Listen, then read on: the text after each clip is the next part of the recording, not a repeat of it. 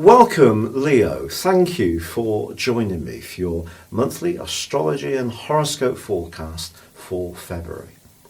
If you're new to my channel, I'd be honoured if you would subscribe. This month begins with a big emphasis on your sector of relating. All of this is going to come to the boil on the 9th when there is a full moon in your sign. This is asking you over the following 2 weeks to find the balance between what you want from situations and what you're prepared to give. But the interesting thing is the role of Uranus, which provides a T-square between these two positions. And it's possible that your feelings are going to be closer to the surface. So if there is something that's a little bit out of alignment, you may find it will come into the open, even if it's your nature to perhaps not really want to look at it. I do feel that somehow or another it could come out. However, as this month begins also, Mercury is in the sign of Aquarius too, which is very much about being a bit more detached about how we interact. But that does move on the 3rd into the very fluid and watery sign of Pisces, where it's not at its best. It's both in detriment and fall in this location. Here it joins up with Venus and also the dreamy energy of Neptune. So for the following week, I do feel that you can be thinking very carefully about just how invested you are in certain situations. This could be financially, it could be romantically, it could be about intimacy. Venus going through the 8th house can be great for bringing a greater sense of passion and closeness to a tie that's working well. But Venus is actually going to be moving on the 8th into your sister fire sign of Aries. Here it embraces the wounded healer of Chiron.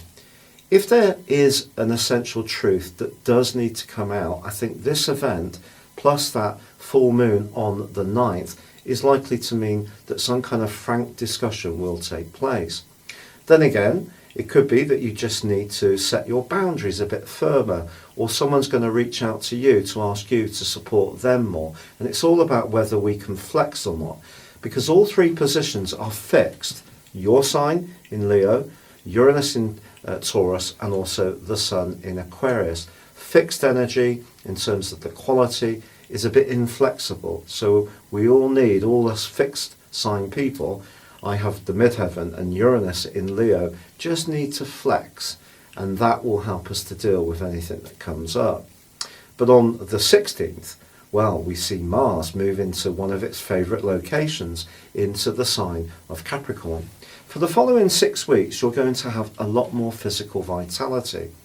If the big combination of energy in Capricorn on the 12th of January has made you think a lot about the organisation of your life and also just how much time you are spending on exercise, diet, nutrition, and just generally keeping yourself in good order, I think Mars moving into this area is going to give you a lot more self-motivation to carry out any plans you may already have been laying. And one of those could be to find yourself a new job, especially if you're in a role which is not particularly satisfying or gratifying at the present time.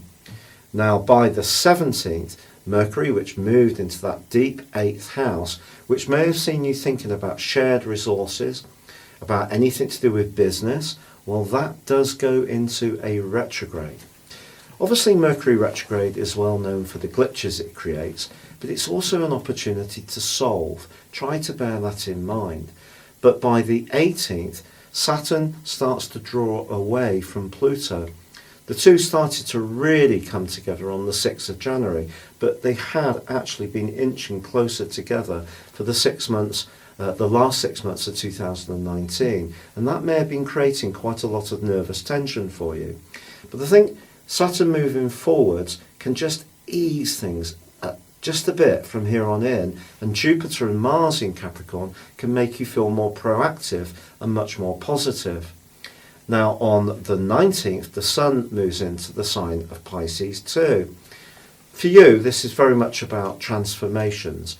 If you do find yourself thinking very carefully about certain aspects of your life, there is an opportunity for renewal, but there's also an opportunity for some things to make way. So there can be ends and beginnings over the following 4 weeks. Some of these could be around your interests, as much as some friendships, or maybe your thinking around your long-term resources is going to go through a period of change. Now, in the middle of this month, from the 16th through to the 24th, Mars is actually forging a great link to Uranus. You could get a sudden job offer at the heart of this month, and if you do, try to be as nimble as possible, because it may not be long lasting. The opportunity's there, but it just may be snapped up by someone else unless you're alert. Then again, if you're a very entrepreneurial Leo, you could have a brilliant brainwave during that period of time. Now, Mars is also going to go on to forge an excellent angle with the Sun, and this again gives you the chance to make the most of any changes you're making around your health, welfare, well-being, but also around your physical resources. The more ordered and organised you can be, the more you can sweat your assets. There's a beautiful new moon which occurs on the 23rd. This embraces the energy of Black Moon Lilith.